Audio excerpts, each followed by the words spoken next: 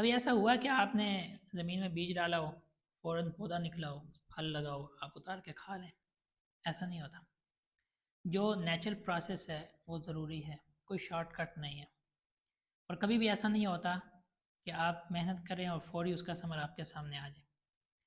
لیکن رمضان المبارک کے متعلق ہمارا ایسا ہی کچھ رویہ ہے۔ ہم کہتے ہیں کہ چاند نظر آئے گا، ہم عبادات شروع کریں گے اور بس ہم رمضان کی برکات کو سمیٹنا شروع کر دیں گے۔ اگر ہم اپنے اسلاف کو دیکھیں تو ان کا طریقہ کار ایسا نہیں تھا۔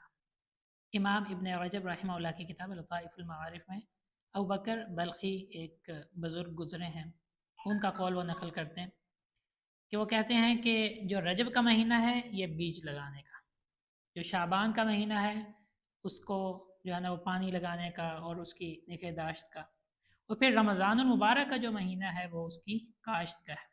اب فصل کاٹنے کا وقت ہے، اب برکات سمیٹنے کا وقت ہے۔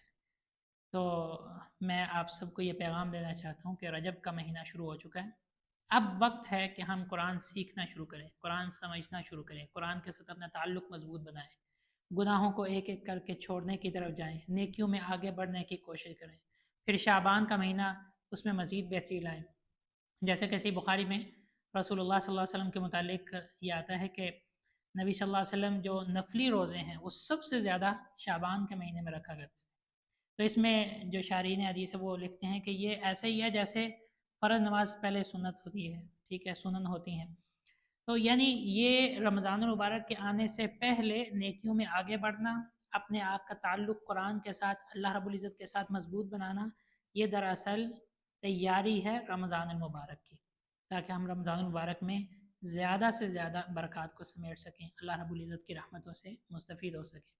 تو آئیے، رجب شروع ہو چکا ہے، اپنا تعلق اللہ سے مضبوط بنائیں، قرآن کریم سے مضبوط بنائیں، گناہوں کو چھوڑنے کی طرف آئیں، نیکیوں میں آگے بڑھنے کی کوشش کریں، تاکہ رمضان المبارک سے ہم اچھے طریقے سے مستفید ہو سکیں۔ اللہ تعالی ہم سب کو نیکیوں کی توفیق دیں، رمضان المبارک ہمیں نصیب فرمائیں، اور رمضان المبارک کی بابرکت ساعت سے فائدہ اٹھانے کی بھی توفیق عطا فرمائیں۔ السلام علیکم ورحمۃ اللہ وبرکاتہ۔